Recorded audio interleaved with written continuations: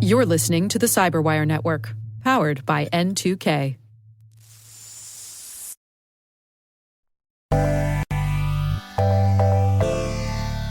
Hi, CyberWire listeners. This is Luke Vanderlinden, host of the Retail and Hospitality ISAC podcast. We're very excited to announce that our show is joining the CyberWire Podcast Network. Join me every second and fourth Wednesday for chats with members of the InfoSec community to discuss the latest challenges, opportunities, and best practices unique to cybersecurity in the retail and hospitality industry. Check it out at thecyberwire.com/RHISAC. That's thecyberwire.com/RHISAC. And be sure to subscribe wherever you get your favorite podcasts.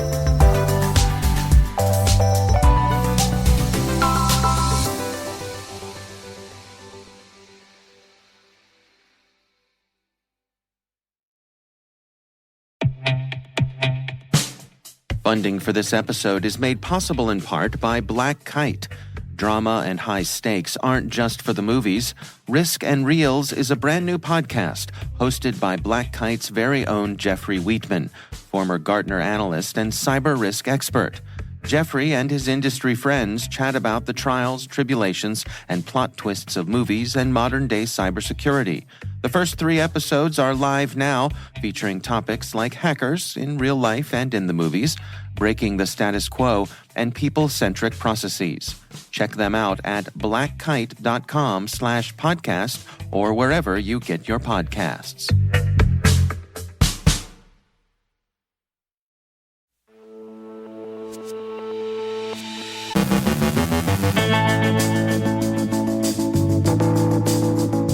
Cyberattacks in Russia's war so far and their future prospects. The Lazarus group may be employing a new backdoor. Clasiopa targets materials research organizations.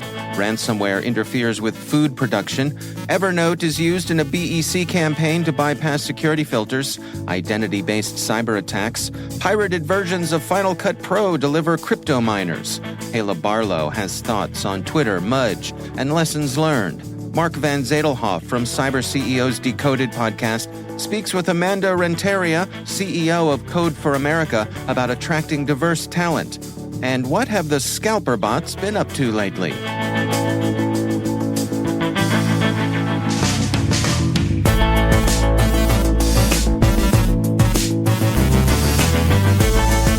From the CyberWire studios at Data Tribe, I'm Dave Bittner with your CyberWire summary for Thursday, February 23rd, 2023.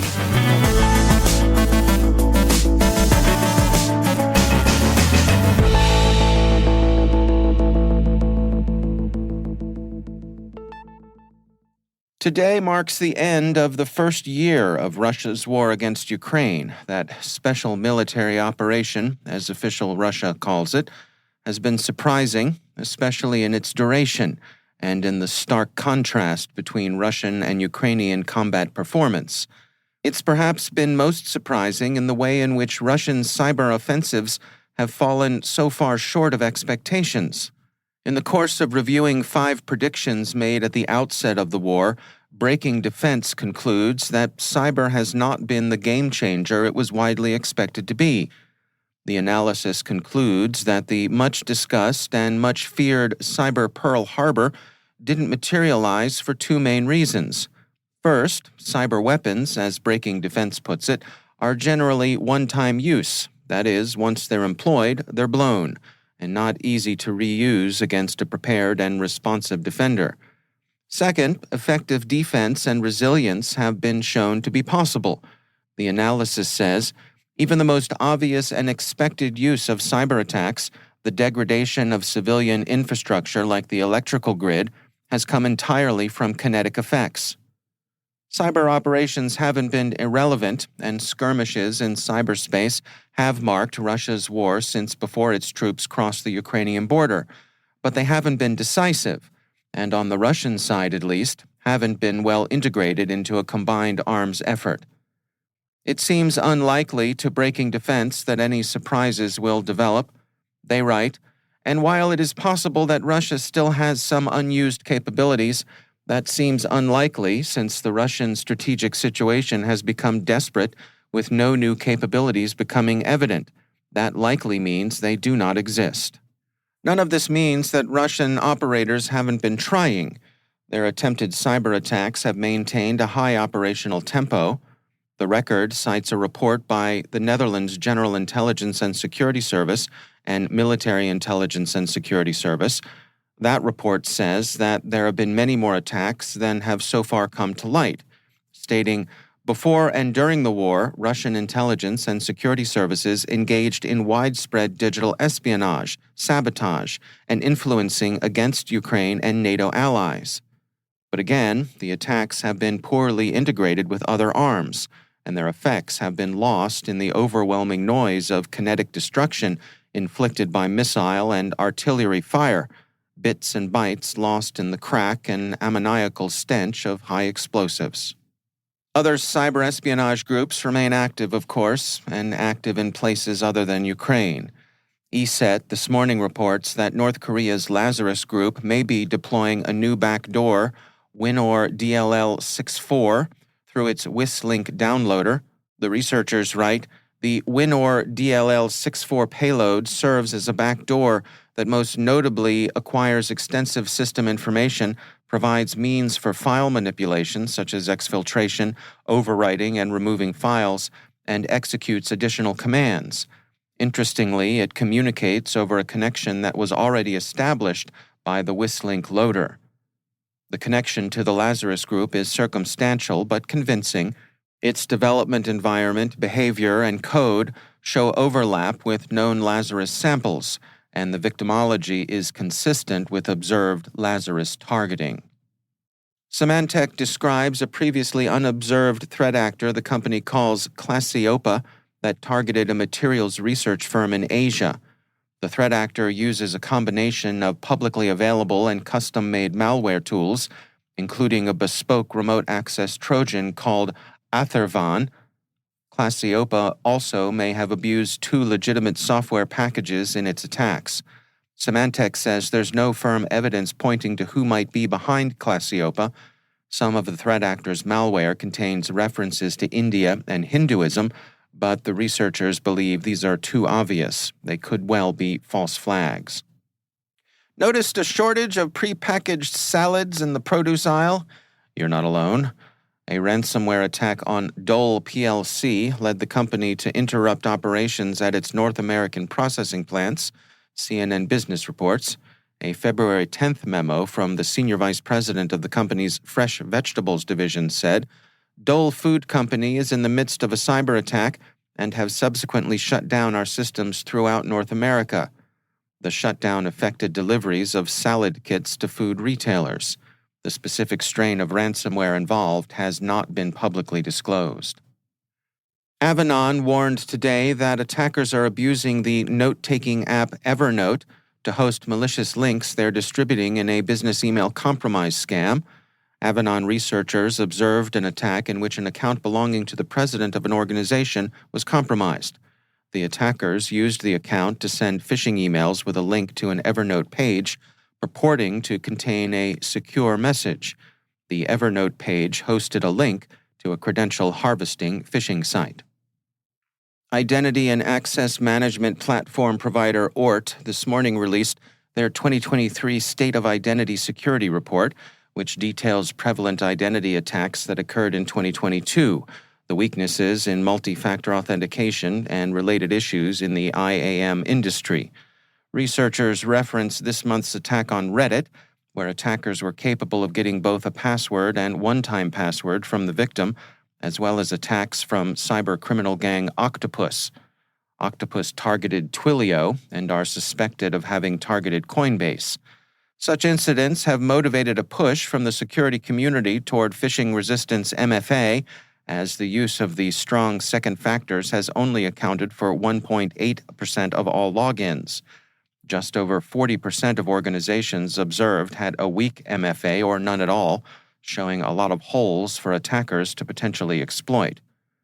On average, just under a quarter of a company's accounts are dormant, and these often have fewer activity monitors and controls in place. Oort found, for example, that in August 2022, password guessing attacks by threat group APT29 targeted dormant mailboxes. The cybercriminals guessed the password of an account that had not been set up correctly. Research from the last 2 months of 2022 also showed an average of just over 500 attack attempts against inactive accounts. Researchers at Jamf have discovered a new family of macOS crypto mining malware. The malware is evasive and can sometimes pass security measures on machines running macOS Ventura. The malware is delivered via a malicious version of Final Cut Pro, which has been modified to install the XMRig miner in the background. The researchers discovered the software being offered on Pirate Bay. Since crypto mining requires a significant amount of processing power, Jamf says it is likely that the ongoing advancements in Apple ARM processors will make macOS devices even more attractive targets for cryptojacking. Want to reduce this risk and others like it? Stay away from pirated software. Netacea yesterday released their quarterly index, Top 5 Scalper bot targets of the fourth quarter of 2022, detailing the most scalped items. The research found that PlayStation 5 consoles came in at number 5, but the resale value of the consoles diminished in the C2C markets as Sony was able to begin replenishing their stock, thus reducing supply-side pressure on prices. Nike Dunk Low Panda sneakers topped the list, followed by 2 different Air Jordan sneaker pairs. And lover, yes, you there, wearing a cardigan and on your white horse. Yes, you. Are you ready for it? You knew this all too well, but in an unsurprising 4th place, we have the highly publicized Taylor Swift Eras Tour tickets, resold at exorbitant prices. Some have been seen as high as $31,000. So who didn't make the top 5? Well, given the chip shortages late last year, some favorites didn't even place or show, while NVIDIA 40 series graphics cards, as well as Apple's iPhone 14 Pro Max, were the target of much scalping by dips when there weren't so many chips. These didn't find their way into the top 5. Not yet, anyway.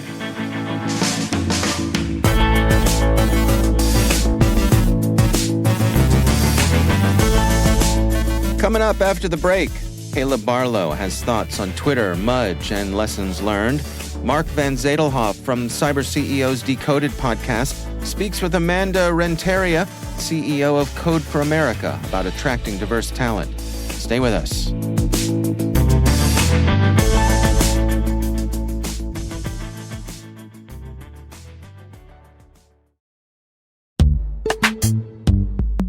And now, a word from our sponsor, Black Kite. Have you ever felt like sprinkling a few words of wisdom from the Godfather into your cyber strategy? Keep your friends close, but your third-party vendors closer. Or maybe leave the extra budget, take the cannoli. Black Kite's very own godfather of cyber risk, Jeffrey Wheatman, a former Gartner analyst and cyber risk expert, knows firsthand that security teams' day-to-day sometimes contains enough drama to rival the silver screen classics. That's why he's hosting a new podcast powered by Black Kite called Risk and Reels, where he and industry friends chat about all things cinema, cybersecurity, and where they intersect. The first 3 episodes are live now, featuring topics like hackers, real-life ones and ones in the movies, breaking the status quo, and people-centric processes. Check them out at blackkite.com/podcast or wherever you get your podcasts.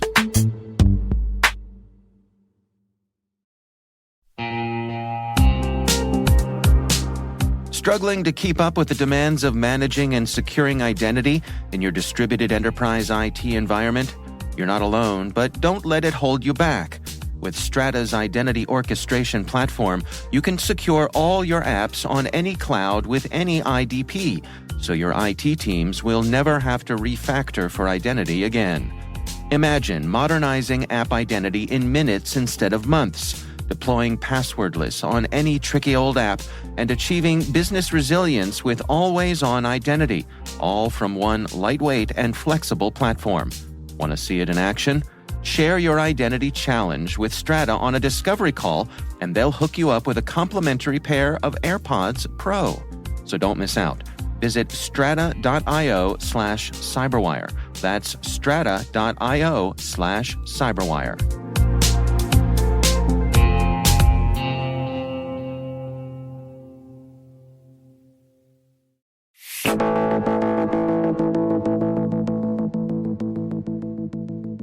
Mark Van Zadelhoff is host of the Cyber CEOs Decoded podcast, part of N2K's CyberWire network. Today, we're featuring a segment from a recent interview Mark did with Amanda Renteria, CEO of Code for America. Amanda, welcome to the show. Thanks for having me. Amanda is the first Mexican-American woman from a small town to be accepted to Stanford University, where you were on the basketball team there. Earned a BA in economics and political science with honors. After undergrad, you spent 4 years in the private sector in Los Angeles as an investment analyst. So you honed your skills there. You went to a small school near me called Harvard Business School, and you focused on public nonprofit management. And then after graduation, you've had the most fascinating career in the public sector. When I met you, you were working for Senator Feinstein when I met you. When you first met me, yeah, it might have been Senator Feinstein. Yeah. But you also worked for the city of San Jose, a special consultant, had a lot of experiences. So walk us through, you got out of HBS, Harvard Business School. Today you're at Code for America running this, we're going to spend some time about in a few minutes, but give us the middle of that sandwich. Yeah. So it was interesting because I went to Harvard Business School, not exactly knowing where my path was going to go, but before I had worked at Goldman Sachs, and I'd also went home to teach and coach in my hometown. And so I was trying to figure out what's the in-between of that, right? And so that's why I went to the city of San Jose. And everyone thought I was crazy when I graduated, but I really got to see some of the inner workings. And then from city of San Jose, I ended up getting on the Hill, working for Feinstein, working for Senator Stabenow as her chief of staff, during a really interesting time where the Affordable Care Act passed, where we had a restructuring of the auto industry. It did lead me to recognize that how can I help actually expand the perspectives of who is at the table, who's writing laws, who's thinking about these things. I mean, I still remember the testimony where folks said the internet was a bunch of tubes. And when I looked at my colleagues who are younger and my age, we're like, what is going on? But anyway, that led me to really explore the politics side. So both running for Congress, but then also being asked to be Hillary's national political director in 2016. Hillary, what was it like working with Hillary? What's that really like? Yeah, it was a incredible, intense, competitive, just in general, environment in the world to try and win a presidential election. So I'll say she's incredibly smart and just really, when you think of an executive and you think of an executive with just a depth of experience, who wants to lean into a world that looks different, particularly for women, it was eye-opening. It was eye-opening in a lot of ways. One, the seriousness by which she brought, because she was at the State Department, she understood this international global world at a time when we weren't having a discussion about Russia and Ukraine, right? She understood what was at stake when it came to women. And so in some ways, I felt like being on that campaign, I was getting an early view with a extremely smart professor who could see, the edges of what we live in today. Those are the best bosses, right? I mean, you said three things, encouraging, balance, interested in you as a person, and then still demanding excellence, right? And I think sometimes you have a boss that does one or the other, but all three, it's great. So just leadership style. How would you describe your leadership style? What are your core things that you do? Well, it's funny. You're just coming off of a week of having my executive team together in person in the same room, but for the first time ever in 2.5 years, largely because we were built in crisis mode. Right. And so in some ways we've gotten really good at reactionary, but it's very much like a basketball team. Right. I mean, I do see it very much as a coach to a team, largely because I call Code for America. We're a little bit nonprofit. We're a little bit technology company, and we're a little bit government. So the truth is no one on my executive team could actually, on the one hand, we're a team because not everyone's a good 3-point shot, right? Not everyone's a good big man. And so that's my style. Is it's much more of a coaching, how are we going to do this kind of style together, because it's also modeling for our teams that are very, very, very cross-functional. But I mean, I got to say it, we have fun while we do this, and it's hard stuff. But we as a team, I would say, I'm pretty based on we've got the play, go run. What are some tips for cyber CEOs or any managers in the cyberspace and how to bring diverse talent into the workforce? Be intentional. For us, we have from the very beginning, our executive team is majority women and people of color. We look at metrics all the time. So every single all staff, right? We have our metrics of how are things looking. And over the course of time, we've really moved the needle. But I'll also say I worked on the front lines, and we tell those stories so that not only that you're comfortable coming into Code for America, and we're still always working on that, but that you see yourself in not only our mission, but what it could be for someone else and it be better than your experience. As I said before, like if you don't have a good 3-point shot, right? Like your team, it hurts the team, right? If you don't have the big man. And our work is so spread in these different areas that we need that kind of, we just need that kind of involvement. So, Amanda, I'm going to close it out there. Thank you so much for joining Cyber CEOs Decoded. Great to see you. Take care. That's Mark Van Zadelhoff from the Cyber CEOs Decoded podcast, speaking to his guest, Amanda Renteria. You can find the Cyber CEOs Decoded podcast wherever you get your podcasts. Do check it out.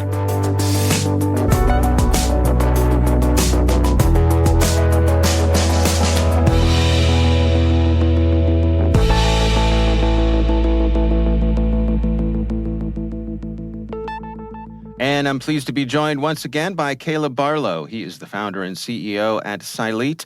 Caleb, it's always great to welcome you back. I want to touch base with you and get kind of a reality check on some of the things that we're seeing over at Twitter. Lots of changes over there, and I have no doubt you have some insights here, some perspectives. Well, Dave, now it's been a few months after the explosive congressional testimony of Mudge Zatko, and, Elon Musk actually now, he owns Twitter. Yeah. So, let's talk a little bit about what we can learn from this episode. And I think we first have to acknowledge that this fiasco at Twitter had the makings of a Hollywood script. We had the world's richest man, at least at the time, along with a well-known and somewhat controversial security leader alleging very serious security vulnerabilities at the social network as part of what was and I think this is important to underscore, a legal disclosure of a whistleblower complaint. But once we get past all the hype, I think there's a couple of things that we really need to take away and learn from this. So first off, a lot of what was discussed here and later verified. I mean, what of course is also interesting is Elon stepped in. A lot of this stuff got validated versus swept under the rug. We're past the point where security basics aren't material. And I think a most simple way to look at this, and of course the dialogue at Twitter was largely around identity and access and separation of duties and who had access to all these Twitter accounts. And of course it ended up being almost everybody. But, let's put it in the most basic way, right? If you do not have endpoint protection in place, network segmentation, logging of security controls, that we're in the realm of negligence, especially if you're a public company. And now, none of the 52 different breach disclosure laws call that out that simply. But I think one of the things that this really brought to light, especially not so much in the congressional testimony, but what was playing out on LinkedIn, is people look at this and go, hey, this just isn't acceptable anymore not to have these kind of security controls in place.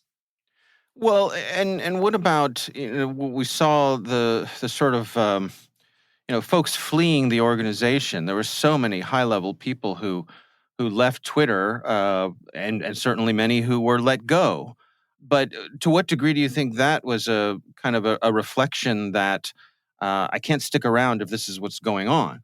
Well, I think this is a really important point in this kind of episode. Now, there's this importance of standing up when things aren't getting fixed from a cybersecurity perspective versus, just taking the title, being in the role, getting bonused and promoted, and not saying anything. And what is fascinating about this situation at Twitter is as Mudge stood up and gave his testimony, particularly on LinkedIn, you saw people kind of taking sides, right? On one hand, you had people saying, hey, these security vulnerabilities are awful. This isn't acceptable. On the other hand, you had people saying, hey, what he's doing isn't acceptable. Every CISO steps into a role where there are problems and issues. And part of this is the job to get it done. But the question I come back on is all those other people that were kind of running for the gates when this was going down, there were a lot of security people at Twitter. Where are the internal disclosures? Did these other people kick and scream? I don't think anyone is expecting everyone to take it to the extreme that Mudge did and file a whistleblower complaint. But if these alleged vulnerabilities were actually happening, there should be a whole series of internal disclosures from these security professionals highlighting the risk. And I'm sure there were plenty of people in meetings looking at these issues. But if they didn't take the step of actually saying, no, this isn't acceptable on those internal meetings and disclosures, and you've got things you have to do for Sarbanes-Oxley every quarter, where is this stuff? There's a great quote from Martin Luther King. Not that MLK was in any way focused on cyber with this quote. I mean, that was clearly before his time. I'm hanging in here with you, Caleb. Okay? I'm hanging in here. But I think this really applies, right? In the end, we will remember not the words of our enemies, but the silence of our friends. Martin Luther King, right? Okay. And I think that really applies here, right? Where one of the things we can't have is just one person standing up saying, hey, something's wrong here. Where is everybody else in their duty to act in this situation? What about where's your loyalty, Caleb? Where's your move fast and break things? We don't have time for those pesky sorts of ethics. Well, I think that's where this dialogue got really interesting in some of the LinkedIn dialogues, and this is probably one of the most important takeaways that I think executives need to recognize. Your own employees, contractors, and partners are going to turn you in if you aren't following security basics. There are whistleblower provisions now from the SEC and pretty much any party selling to the government. Now, although we haven't seen a ton of cases unfold here yet, I mean, there's just not a lot of case law in place yet. These laws are in place and they're likely coming. And although this example had, actors coming right out of central casting, I think we've got to start to look at this much like the case of how we would look at financial fraud, right? If someone was cooking the books, there would be a whole bunch of people standing up and saying, hey, this isn't acceptable. Cyber fraud is really right in line with financial fraud, because if you don't have basic security provisions in place, or worse yet, these security provisions are being breached, you're committing fraud, and this is material. And do you think that's where we're headed?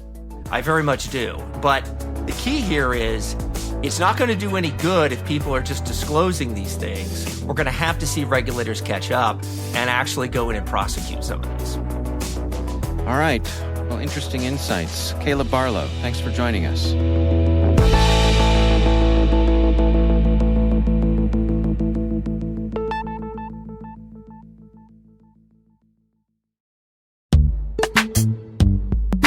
I want to tell you about another podcast that I enjoy that brings you smart, engaging, surprising interviews that go beyond the usual partisan bludgeoning.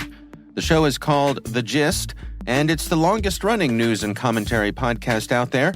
Host Mike Pesca puts forward arguments and asks great questions guided by curiosity and skepticism. He challenges you to think critically. You'll hear things you won't agree with right next to arguments that make you say, you got that right. Plus, he's pretty funny, too. Recent episodes explored the Twitter files, which contained important revelations while at the same time being overhyped. He showed how the Never Kevin caucus was, yes, nihilistic, but acting in their own rational self-interest. He's interviewed Michael Imperioli and the guy who ran Steakum's Twitter account and Harvey Weinstein's prison consultant. If this sounds interesting to you, then listen to The Gist every evening, wherever you get your podcasts.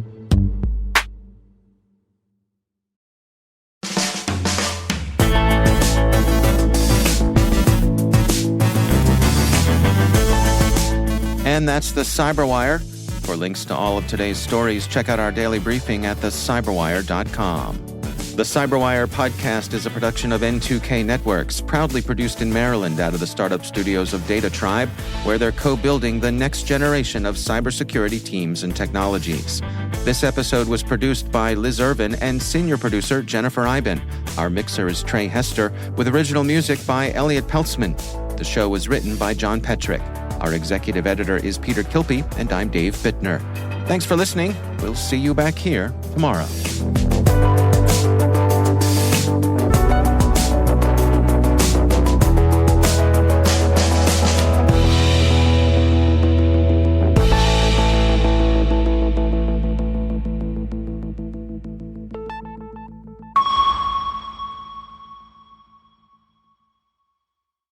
This episode is made possible in part by RSA Conference, where the world talks security.